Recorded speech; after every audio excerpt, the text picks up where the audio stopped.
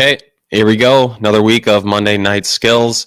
Hope everyone out there had a fantastic Thanksgiving. I know there's a lot of tournaments out there for our teams. Hopefully, we did well with those, and you got to spend some time with family away from the rink. For this week, we're going to be working on some body contact drills.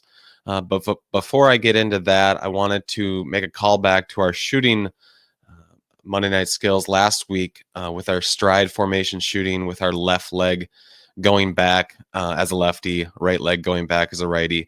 Wanted to show a clip of Jacob Chikrin for the Washington Capitals. I think it was last night. He scored a goal, a beautiful shot, and he's using this technique of the stride formation shooting. So he's going to wheel up here. He's locked and loaded, and that left leg goes back. Allows him to be more balanced and finish towards the net. So beautiful hard shot here. Again, just another call out of these are the ways that NHLers are scoring goals these days. So with body contact, I wanted to show some clips of the 2018 gold medal game between U.S. and Canada on the women's side. The reason I like to show women's clips is obviously body checking is illegal.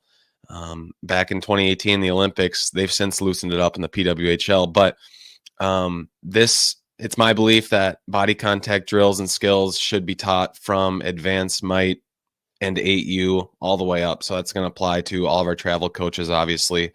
The difference is in Bantam hockey, checking becomes legal. So there's a little bit of difference that I'm going to point out on how to stay out of the box, but also using body contact to win back the puck, basically.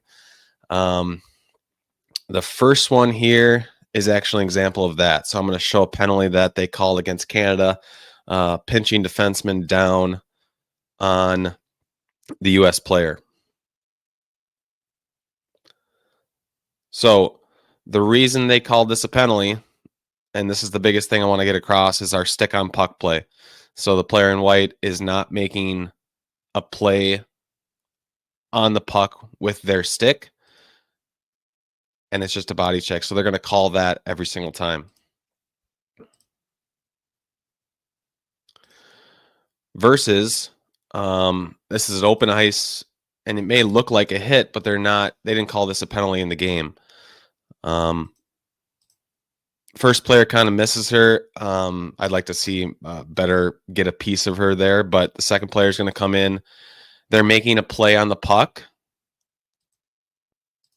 and there's body contact, and the player in blue on the U.S. team falls down. So this was not called a penalty, in my belief, because the Canadian player made a play for the puck.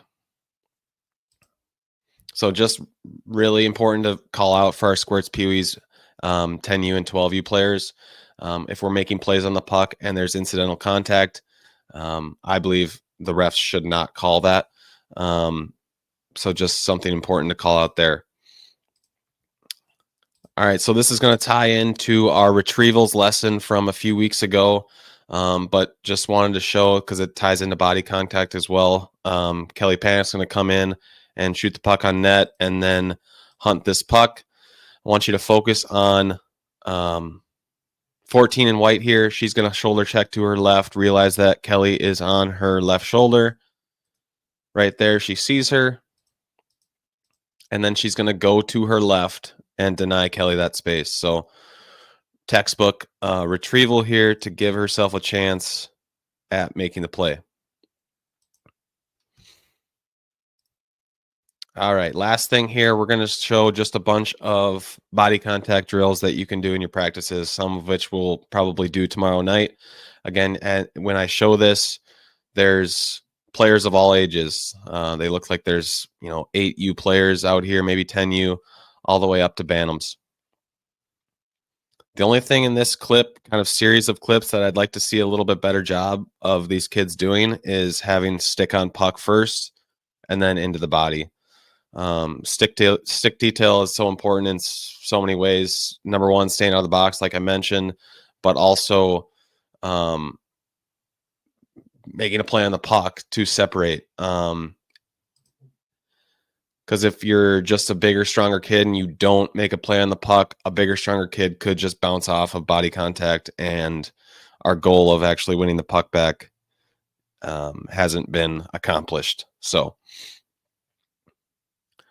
they're working on cutting off the hands here. This is textbook.